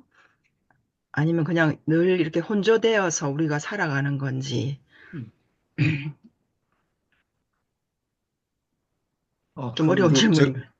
제가 그 말씀드릴까요? 네. 이게 네네. 이제 쭉 우리가 신앙 성숙하면서 우리가 막 신적인 단계로 도달한다. 그거는 우리의 가르침이 아니고 네. 일단 굉장히 신앙으로 성숙하고 오랜 기간 동안 수련을 해도 그럴수록 마귀의 공격은 더 세진다. 예. 음, 그러니까 신앙의 초기 단계, 그냥 뭐 처음에 기독교가 뭔지 모르고 예수 와서 교회 온 상태는 마귀가 별로 안 건드려요. 그건 음, 안 건드려도 헤매게 돼 있어. 근데 너무 수련을 많이 하고 정말 신앙이 완숙한 단계에 이르면 아까 메피스토펠레스 같은 존재가 등장하는 거예요. 그래서 음, 막 강력한 이제 유혹과 강력한 시험을 이제 그렇게 생각을 하셔야 될 것 같아요. 이게 혼재되어 있는데 악에 대한 불안이 처음에는 좀 있다가 선에 대한 불안이 있다가 나중으로 갈수록 악에 대한 불안이 있는 쪽으로 뭐 이렇게 발전해 가는 거 아닌가라는 생각보다는 이게 단면단면인데 뭐 어느 정도 내가 악에 대한 불안을 좀 지웠다고 생각하는 단계에 오더라도 또 강력한 시험 도전은 언제든지 더 오히려 그럴수록 더 비례해서 강한 도전이 찾아올 수 있다. 이런 식으로 좀 해석해야 되지 않을까 싶은 생각이 드네요. 네. 네. 저 한마디 덧붙이겠습니다. 그 홍석진 목사님 얘기한 거를 좀 더 극단적으로 제가 말씀을 드리면 이렇습니다. 기독교의 선은요, 그리스 철학적인 선이 아니래요. 그러니까 그리스 철학에서 말하는 선은 그냥 이 도덕적인 의무를 시행에 옮기는 거거든요. 근데 킬케오르가 말한 여기 기독교적인 선은요, 무한한 선, 절대적 선입니다. 이거는 하나님 자체가 선이거든요. 그런데 이거를 다른 용어로 하면 영원이거든요. 영혼과의 만남이고 그 접촉적 사건입니다. 그래서 이거는 음, 하나의 사건성이거든요.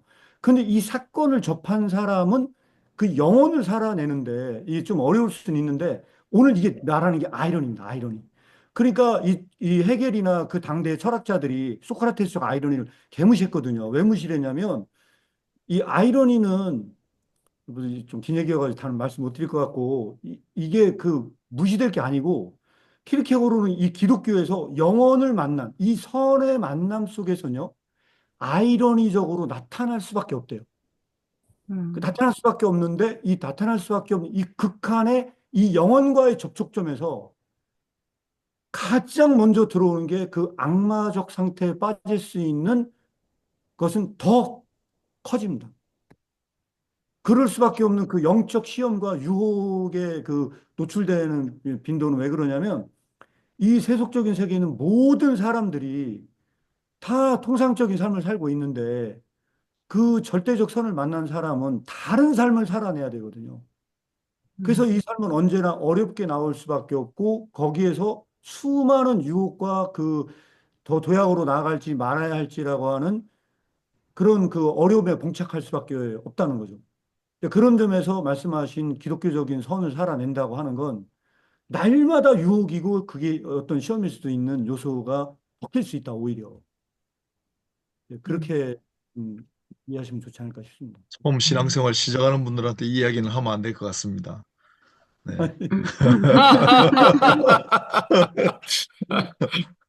네. 갈수록 힘들다. 네. 오늘 제가 이야기 들으면서 C.S. 루이스가 한 그 얘기도 좀 떠오르네요. 예. C.S. 루이스도 이런 문제 가지고 많이 고민했더라고요. 예. 뭐 이렇게 시간이 다 돼서 요 정도 하고요. 그 영상을 녹화했기 때문에 이제 또 바로 올려드리겠습니다. 뭐 발제하는 부분들도 한번 더 들어보시고 또 토론하는 내용도 더 들어보시면 또 도움이 되지 않을까 뭐 그런 생각이 듭니다. 감사드립니다. 우리 김선웅 목사님 기도 간단하게 해주시면 어떨까 합니다. 하나님 감사합니다. 저희들에게 사순절을 보내면서 뜻깊은 시간을 갖게 하시고 또 케고르의 귀한 책을 통해서 또 은혜를 나누게 해주셔서 감사합니다. 이끌어가시는 귀한 목사님들 또 참여하는 모든 이들에게 하나님께서 예수 그리스도의 십자가의 고난에 우리가 동참하며 한 걸음 한 걸음 더 십자가로 다가갈 수 있는 그런 귀한 이 절기가 되게 하여 주시옵소서. 우리 모두에게 주님의 은혜와 평강이 넘쳐나고 또 모든들에게 하나님의 평강이 넘쳐나기를 예수님 이름으로 기도드립니다. 아멘. 아멘. 네. 아유, 감사합니다. 감사합니다. 제가 밥을 사야 될 것 같아요. 근데 너무 얻은 게 많아서 네, 감사합니다. 밥 먹으러 네, 갑시다. 감사합니다. 감사합니다. 네, 고맙습니다.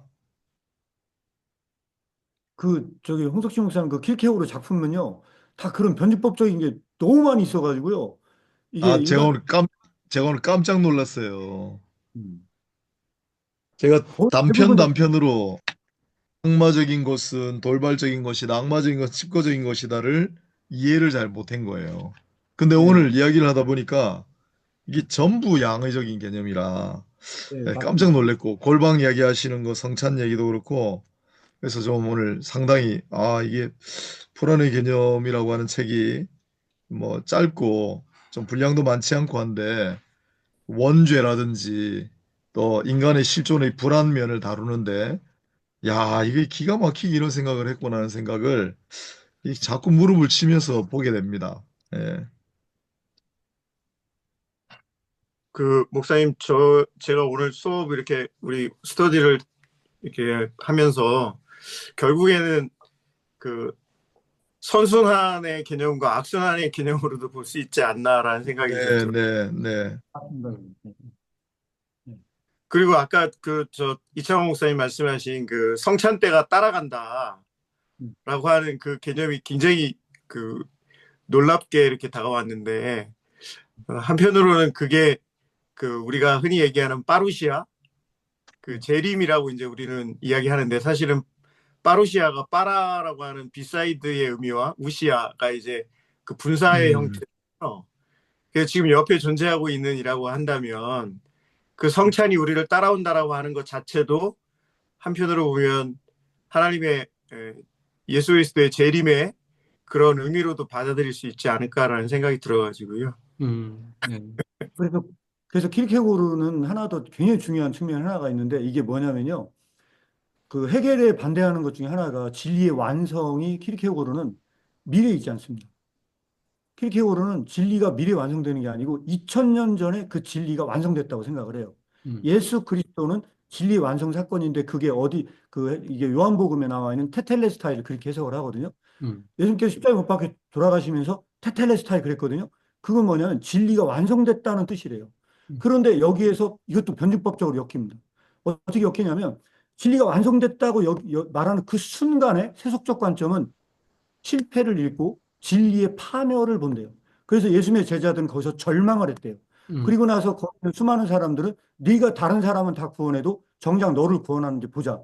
결국은 뭐냐면 예수 그리스도만 진리가 완성됐다고 읽을 때 그 반대편에는 변증법적으로 이게 파멸적인 요소가 같이 엮인다는 거예요. 그래서 이 기독교적인 이 사건의 개념은 역사적인 과거적 사건이 아니고 이 완성된 진리가 인간의 내면성 속에 생성돼서 그 진리가 나타난대요. 그 나타나는 사건적인 것이 어떤 그 성례적으로 나타나는 사건이 뭐냐? 그게 성찬식입니다. 음, 킬케고에서는 그 성찬식은요, 예수 그리스도의 그 과거에 있었던 진리 사건이 이 성찬 예식에 참여할 때 현존해서 그게 나타난다는 겁니다. 그러니까 그런 개념으로 이해하시면 좋습니다. 음. 네, 이제 오늘 끝나고 난 다음에 학습인데 성찬과 관련해서 강 목사님도 굉장히 강조를 많이 하셨고 오늘 제가 처음 들어오는 얘기 두 개가 나왔는데 하나는 테텔레스타이의 재현이 성찬이다라는 거하고 그다음에 우리 목사님 말씀하신 그 파루시아적인 측면의 성찬 개념을 또 듣게 되네요. 네, 너무 고맙습니다. 네, 감사합니다. 그, 그 잘, 목사님들 혹시 포항에 오시게 되면 연락 주세요. 제가 맛있는 물회 대접하면 되니까. 밥, 어디 그러면 다 포항으로 모입시다. 예, 한번. 감사합니다. 포항 구룡포 시장 안에 물에 맛있는 데 있는데. 어, 저는 그 바로 그 영일대 해수욕장 교회가 바로 근처에 있어가지고요. 예. 아, 그래요? 네, 네, 네. 제가 자주 가요, 거기. 그러면 목사님 꼭 좀 주시면. 네네. 연락처를 모르는데. 아, 카톡에 있잖아요, 카톡. 카톡을. 카톡에. 예. 예, 알겠습니다. 그럼 알겠습니다. 세종하고 부산에서 영일대로 갑시다. 네, 웰컴 투. 감사합니다. 너무너무 네, 감사합니다. 네, 홍 네, 목사님 좋은 밤 감사합니다. 고맙습니다. 되십시오. 네, 홍 목사님, 양 목사님 수고하십시오. 홍 목사님 감사합니다. 내일 아침에 연락드리겠습니다. 자료는 저녁에 네네, 올리겠습니다. 예, 네, 감사합니다. 네, 감사합니다. 잘 감사합니다. 주무세요.